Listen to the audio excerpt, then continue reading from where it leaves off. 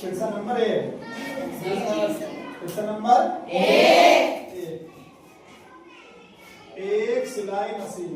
क्या है? एक सिलाई मशीन।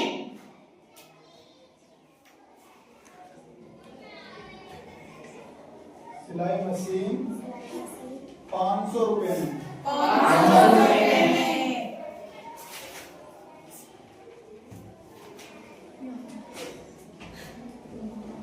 खरीद कर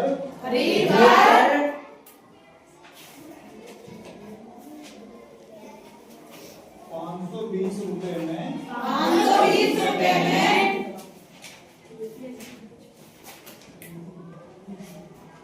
बेची गई। बेची गई।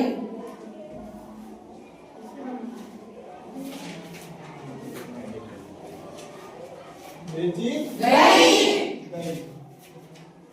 तो प्रतिशत लाभ याद कीजिए। जी सर। तो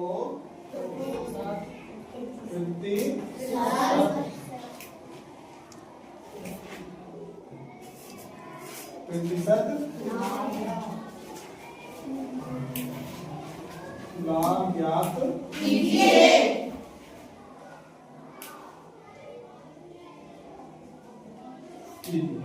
ये सवाल है। जी सर।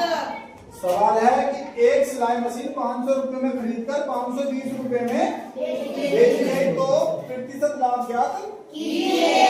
प्रतिशत लाभ ज्ञात कीजिए। अब लिखते हैं सिलाई मशीन का क्रय मूल्य। क्या लिखेंगे? सिलाई मशीन का क्रय मूल्य। सिलाई मशीन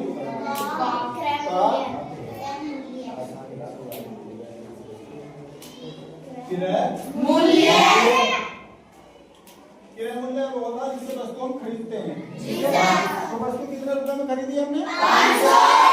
तो कितने रुपए? 500। 500। ठीक है। तो वस्तु का विक्रय मूल्य यानी जो सिलाई मशीन है उसके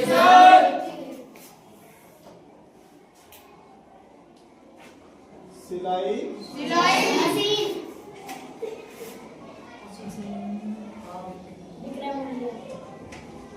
का विक्रय मूल्य।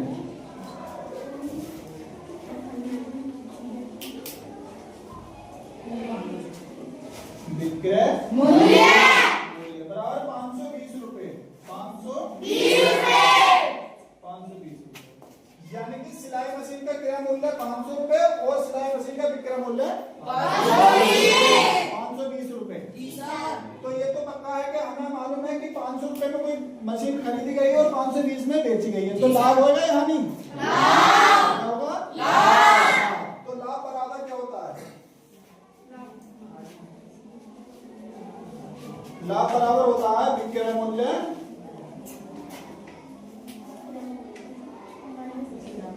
मूल्य माइनस क्रय मूल्य।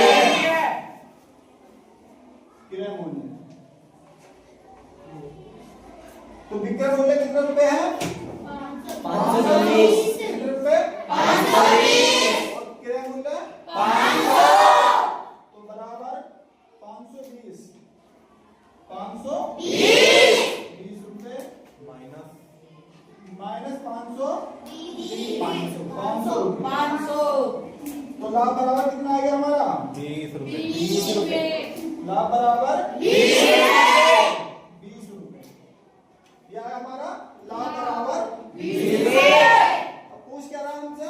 लाभ प्रतिशत पूछ रहा है कि लाभ प्रतिशत। तो देखो लाभ प्रतिशत। लाभ प्रतिशत सूत्र होता है हमारा बराबर लाभ बटे क्रय मूल्य गुणा 100 गुणा 100। ये तो लाभ कितना है हमारा? 20 रुपए। कितना? 20 गुणा 100 बटे क्रय मूल्य कितना? 500। ठीक है।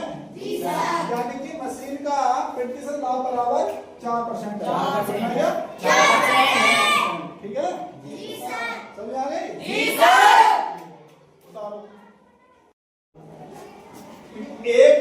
क्रय मूल्य 100 रुपए और विक्रय मूल्य 150। तो पैन का लाभ प्रतिशत ज्ञात करो। तो सबसे पहले लिखते हैं पैन का क्रय मूल्य। पैन का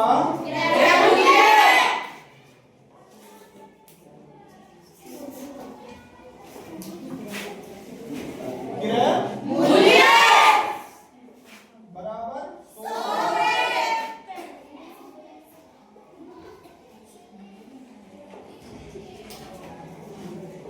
पैन का विक्रय मूल्य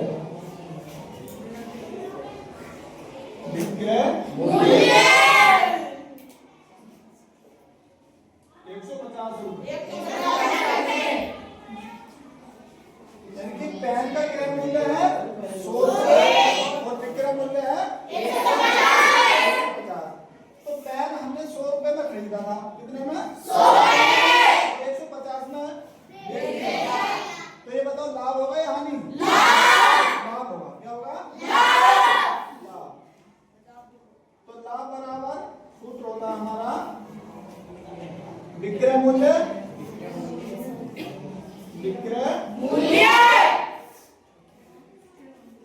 माइनस क्रय मूल्य।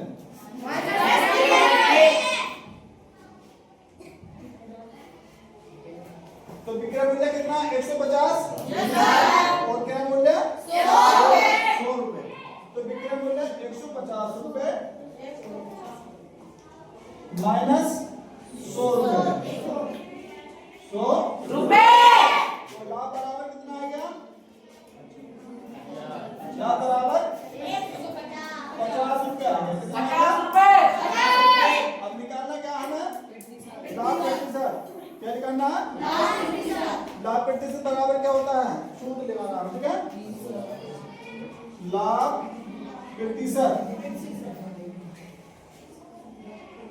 लाभ प्रतिशत बराबर होता है हमारा लाभ गुणा 100 गुणा 100 बटे क्रय मूल्य।